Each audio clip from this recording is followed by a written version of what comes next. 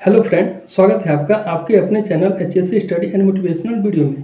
दोस्तों, आज हम इस वीडियो के माध्यम से जानने वाले हैं सेफ्टी हेलमेट क्या है और सेफ्टी हेलमेट का मैन्युफैक्चरिंग डेट और एक्सपायरी डेट कैसे मालूम पड़ेगा, और उसके साथ ही साथ में भी जानेंगे साइड पे सेफ्टी हेलमेट पहनना क्यों आवश्यक होता है तथा सेफ्टी हेलमेट के कौन कौन से पार्ट्स होते हैं और उनका क्या नाम होता है। तो चलिए बिना किसी देर किए हुए वीडियो को स्टार्ट करते हैं। तो दोस्तों, सबसे पहले जानेंगे सेफ्टी हेलमेट क्या है। तो सेफ्टी हेलमेट को हार्ड हेड भी कहा जाता है और इसका निर्माण प्लास्टिक या फाइबर इत्यादि से किया जाता है। सेफ्टी हेलमेट सिर या फिर मस्तिष्क के चोट को रोकने या कम करने के साथ ही साथ इलेक्ट्रिक के झटकों से तथा धूप, बारिश इत्यादि से हमारे सर को प्रोटेक्ट करता है। कभी भी सेफ्टी हेलमेट पे पेंट या फिर मार्कर से नहीं लिखना चाहिए। ऐसा इसलिए नहीं लिखना चाहिए कि यह इन्वायरमेंटल इफेक्ट इसके ऊपर पड़ता है और इसके स्ट्रेंथ को कम करता है।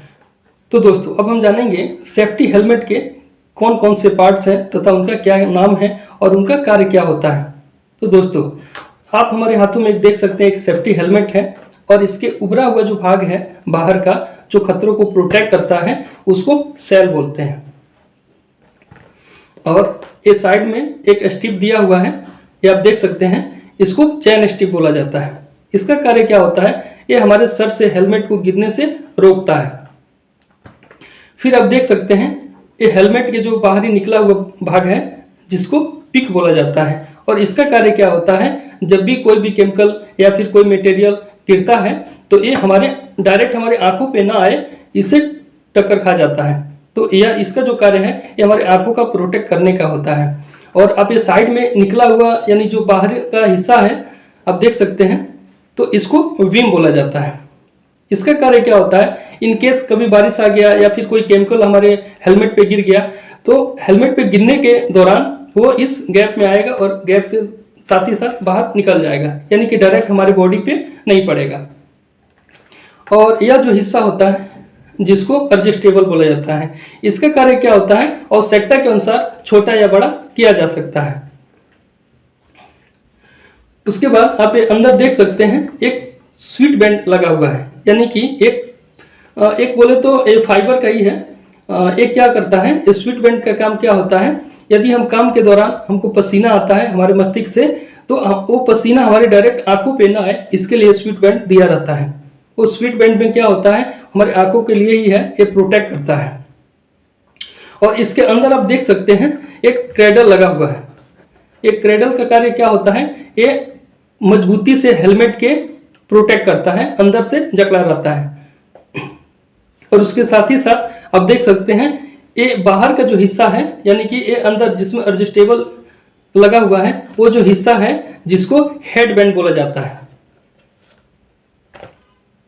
तो यह हमारे हेलमेट के पार्ट्स हैं और इनके ये नाम हैं। दोस्तों, अब हम जानेंगे सेफ्टी हेलमेट का मैन्युफैक्चरिंग डेट और एक्सपायरी डेट हमें कैसे मालूम पड़ेगा और इसका जो इंडियन स्टैंडर्ड कोड है वो क्या होता है। तो दोस्तों, आप ये देख सकते हैं सेफ्टी हेलमेट के ऊपर दो क्लॉक बना हुआ है जिसमें एरो का निशान भी दिया हुआ है।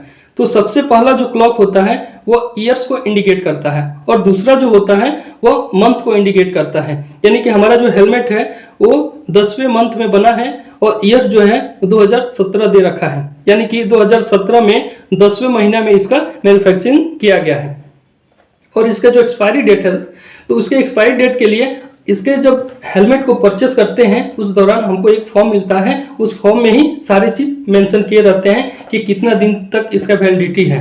कुछ हेलमेट के क्या है दोस्तों कि ये स्टैंडर्ड के ऊपर होता है, जैसे कि कुछ हेलमेट 1 ईयर्स में एक्सपायर हो जाते हैं, कुछ हेलमेट 2 ईयर्स में एक्सपायर होते हैं और कुछ जो हेलमेट होते हैं वो 3 ईयर्स का एक्सपायरी डेट रहता है।